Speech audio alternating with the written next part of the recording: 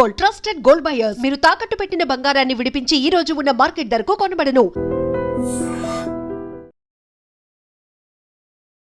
మురుముల్ల వీరేశ్వర స్వామి టెంపుల్కి వచ్చాము. అక్కడ ఒక ఆవిడ ఏమని చెప్పారు, ఐదువిల్లి విఘ్నేశ్వర స్వామి టెంపుల్ చాలా ఫేమస్ అని చెప్తే అక్కడి నుంచి మేము ఇక్కడికి వచ్చాము. ఇక్కడ హోమము ఫస్ట్ హోమం బాగా చేస్తారు. హోమం చేసుకున్నాక దర్శనం చాలా బాగా అయ్యింది. ఇక్కడ అన్నప్రసన్న కూడా పెడతారనేసి చెప్పారు. ఇక్కడ కొబ్బరికాయ పచ్చడి కూడా బాగా ఫేమస్. ఆలయానికి సంబంధించిన చారిత్రక అంశాలు ఉన్నాయి, అలాగే విశేషాలు ఉన్నాయి. అవన్నీ తెలుసుకునే ప్రయత్నం చేద్దాం. నా పేరు వినాయక శర్మండి, సిద్ధి వినాయక స్వామి ప్రధాన స్వామిని. ఆది గణపతి ఐనివిల్లి గణపతి అంటారండి స్వామివారిని.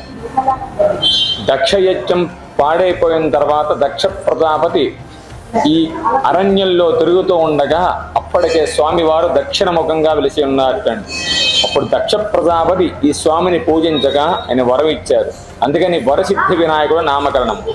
అలాగే వ్యాస భగవానుడు కూడా ఈ అరణ్యంలో వెళ్తుండగా స్వామివారిని చూసి పూజ తరించి వెళ్ళారని శాస్త్రాల్లో ఉంది. అలాగే ఈ స్వామికి ఇంకో పేరు ఏమిటయ్యా అంటే కనుక నారికేళ స్వామి.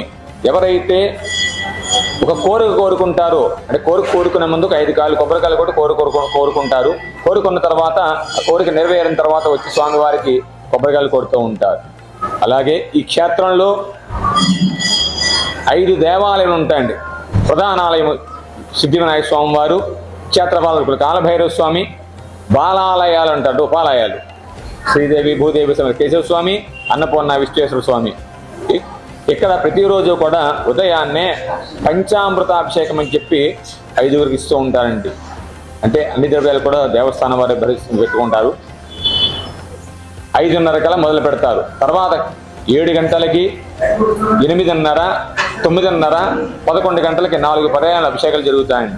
ఇక్కడ విశేషంగా లక్ష్మీ గణపతి హోమం. ఎవరైతే ఈతి బాధలతో బాధపడుతూ ఉంటారో, ఎవరైతే కొన్ని కోరికలు ఉంటే కోరికలు నెరవేరలేదు, ఉద్యోగం కావడం అవ్వచ్చు, సంతానం కోసం అవ్వచ్చు, లేదా వ్యాపారం కోసం అవ్వచ్చు, ఏదైనా సరే అలాంటి వారు ఎవరైనా ఈ లక్ష్మీ గణపతి హోమం చేయించుకుంటే ఆ కోరిక నెరవేరుతూ ఉంటుందండి.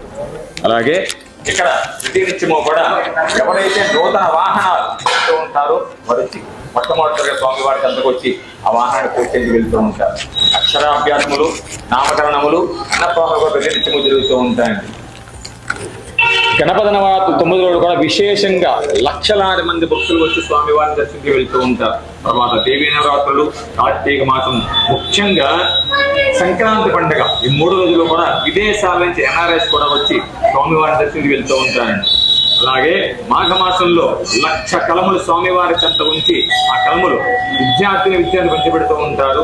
ఆ కలములు తీసుకున్న తర్వాత విద్యార్థుల మనోధైర్యం పెరిగి క్షేత్రం పెరుగుతూ ఉంటుందండి. ఇక్కడ ఈ క్షేత్రంలో ప్రతినిత్యము కూడా అన్నప్రసాద వితరణ జరుగుతూ ఉంటుందండి. వేలాది మంది భక్తులు వచ్చి స్వామివారి ప్రసాదాన్ని ధరించి వెళ్తూ ఉంటారు. 50 మంది భక్తులు కూడా స్వామివారిని దర్శించుకుని వారి యొక్క కరుణా కటాక్షాలు పొందవలసిన కోరుచు సర్వేజన సుఖనో భవంతు, సమస్త సన్మంగళా భవంతు. శుభం పోయారు.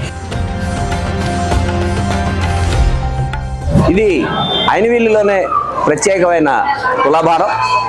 ఇక్కడ సంతానలేమితో ఉన్నవాళ్ళు, సంతానం కలగని వాళ్ళు ఇక్కడికి వచ్చి స్వామివారికి మొక్కుకుని తమకి సంతానం కలిగిన తర్వాత ఆ బిడ్డని కానీ ఆ బాబుని కానీ తీసుకుని ఇక్కడికి వచ్చి ఇక్కడ ఇందులో వాళ్ళని ఒక రాసులో వాళ్ళని ఉంచి ఇది ఎన్ని కిలోలు ఆ బాబు కానీ పాప కావచ్చు ఎన్ని కిలోలు ఉన్నారో అన్ని కిలోల పటికి బెల్లం కానీ చిల్లర పైసలు కానీ ఇవన్నీ ఇక్కడ తూచి దానికి సరి సమానమైనవి దేవుడికి అర్పిస్తారు. ఇక్కడ ఉన్న ప్రత్యేకత అది.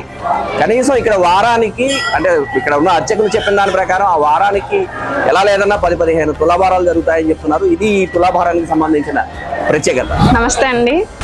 నిజంగా ప్రస్తుతం ఉన్నటువంటి సమాజం దేనికి ప్రయారిటీ ఇస్తుంది? ఆర్థిక సంబంధాల చుట్టూ మాత్రమే తిరుగుతుంది. మళ్ళీ ఎన్నికలంగానే చాలా విరక్తి కలుగుతుంది.